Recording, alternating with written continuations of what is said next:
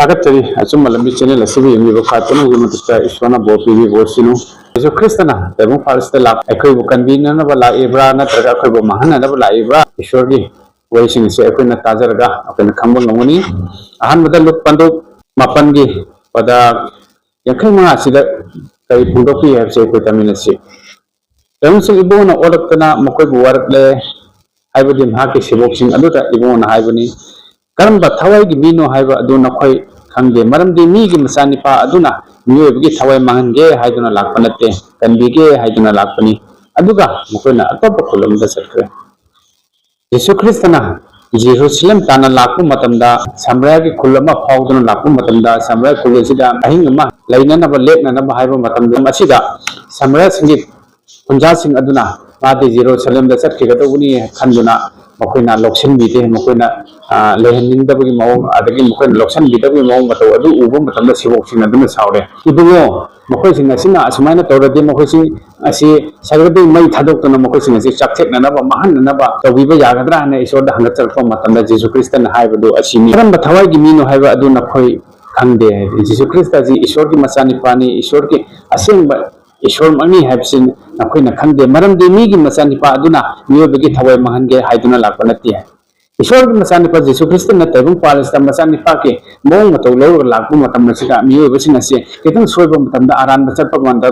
Mahaksim Mahange, main subject on Mahange, Utun Mahange, Haduna, Lapanate, Mokosi, Ishona, can be gay, Hina Lapani, Havasi, Jesus Christmas market, she walks in another point of people. How's Matamachiti, young you in Oxing Equina, Ishor Wapo, Jesus Christ, Wahi Wata, Santok Matamda, Kanagumami, Taja River Sinasina, Oki Punu Kalda, Christian, Henkrani, question Aduna, Wapo Sandoliva, Amadi Ishor, Lamita, Apalamita, Living Adubo, Okina Namtana Nava, Namtana Nava, Amade, Pataba, Taunaba Mokona, Kangana, Otana, Matam Subuta, Mokoki Pantia, similarly. But seizing as in Oxing. Equate Tevum Pal is the labor Matamda, Tevum Mubanatani, Equate Dharma, Atichalamaya, Akonalari, Solama Salamaya, Madubo, Magi, Animba, Sanimba, Sasano, Tausano, Maduda, I couldn't yet palm the Akuna Timba, assuming about the part of a tabox in Equataroxy, Naxu normally showed in the Sikini, Equation normally showed in the Sikini, Equate Tevum Mubansi, Umonate, any game Matamasi, I couldn't have a tabuk of Matamda, I couldn't Namtagadava, Namatka of Natation and Oxing.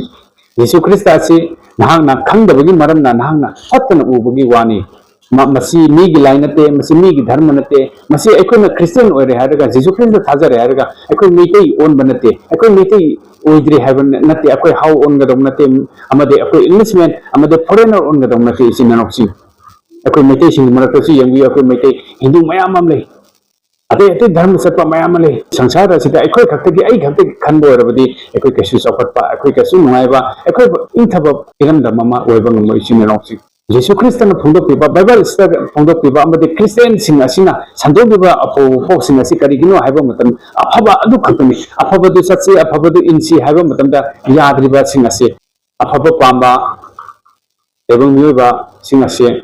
Apaba Tongi, Apaba Sanindi, Carigino, Havamatam, Patavan Henanui, Patavan Hena for me, a pinnacle of Matam, Maduna, Apavasing and Targatami, Matam Supata, Apavasing as a Kagatami is in an optic. Adubo, Nahana, Toning Tombay, Nahana, Uhenindo, Helembay, Adubunaki, how I don't know, Manatre, no, the Naki Action to Tadoka, the one policy Tadoka, Matunda, Nahana, well, Mapu, Pambamang, than Hangli, Ishona, well, Matamda, Naki, Awabaki, Mashaway, and is in an optic. Not know with the Sweden away and get everybody. Now, normally, Sweden is only well, Pambal among the Lip of the Nation and Oxing. He Matamasita, the Room Palace, Taiko, and Kandaduna, is all the symbol of Bidu Lataduna, Jesus Christ, the Tazaba, Natana, Mahaku, no Hariba Mahama, the can be Gadova, a taken as relation in Oxing. Jesus Christ and Natana, Mahaku can be Namba, Tavu Palamadi, Asia Matata, Madimita, Tawam, Saki Matata, can isolate the minimum litigation in Oxing. Jesus Christ the Natana, Napukan, we got a Kalete, have said by what's the mention from the people. I don't know, Puni Hongaduna, Nana, Jesus Christ of Hazaduna, Nana Agi, Sagagi, Natagi, Agi, Madumapanga, Agi, even Damgi, Agi, Inatizatigi, Kari Matam, Nikop Asida, Nana Tawaya do Tagra, Nana, Hassan do Tadona Mabadi, Naki Tawaya do Awa, Mapamoro, Hariba Mapamaduda, Second have the Pundo people is in an option. No Hariba Mapamado, Magi partner is in an option.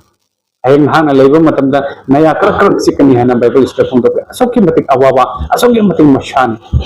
aduna mafam adu da satana na ba leidana na ba nahana tebon palasta leidinga hingi matamna chita pun hongbiu Yesu Christ bu khangbiu Yesu Christ bu thajo natrabadi nahaki thawai do hayang awawa mafam adu leigin sastra khuding mu stakpi ekhona sat khadru sarga mati ngoro ani du mafam harga hariba mafam ni asoki matik aseng mafam oibanina ekhona hojik tege hona akoi aseng ba ma oidaba yade hojik tege hona ekoi pap poktaba yade sine noksin hayang akoina pap pokrabadi pap leina sarga leba adu da samang mo sine noksin tintiba mihatpa mitu miwala naba karamba khamanba laman khumba tintiba asing ba kaya asing asi loina raga akoini hingba tarabadi ekoi hayang sarga leba adu sapang mo sine noksin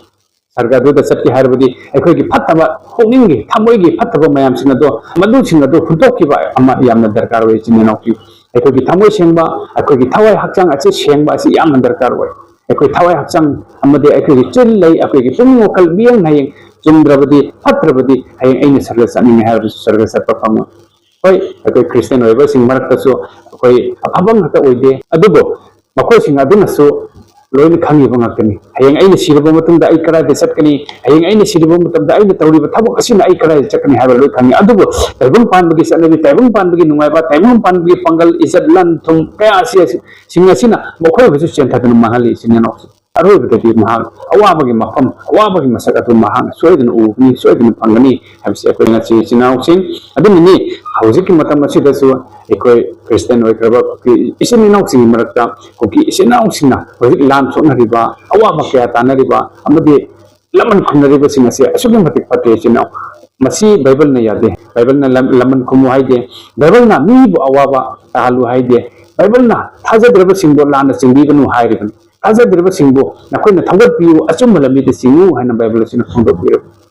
Ishona ekoi miyo sing ase mangan ge haina khalam labadi noha ke hatakta noha ke ising isao adu ta taru pan bagi miyo sing ase amata leram loi adubu ishona soki mate nusibe bi mapana ishor ki na luna chatar man noha ama leram gi mapana asidi noha ke saron da ke ekoi sandokna asi babu ekoi hingi bani sinno noha ke ising isao Bible adu de iri sing ado Christian oiga sing na ekoi kau daba ekoi ningsing basi yamna darkar wa ekoi ahaba thabak tawsi amang ide isor khurba matamda asoki matik isor ge numit asoki matik isor ge yathang sing ado akoi nga asana bo hone adu hausikal Christian sing hausikal ge Jesus Christ da thajari be sing asidi itaw tawraga akoi Christian oi itaw tawraga akoi hingi itaw tawraga isor khurmi masi phate jene noksi akoi hongdoksi isor khurba matamda thaboi singna isor ge achum lambi do satadana akoi na pum honggadana reborn odana akoi na nauna pokchadana akoi Ishor ke achum dalam mista satpang nan mohana si yam da Manipur da leba irisha sing na so epe pung hongduna Ishor bo Yesu Christ bo khangjaba amade loksin jaba si yam na tangai pate sin na oksi asi hayeng khangraba punsi asina mako khangja horabadi nang na siram dage mikup orabasu nang na hauji ki matam basida nam loksin jaba orabadi na ko soidna kan bigani hadase Bible system ya chang phongdo pibani agachari rajakra bo kodingi matata shona mapana ida bo por amade ita bo bibi go sinu Amen.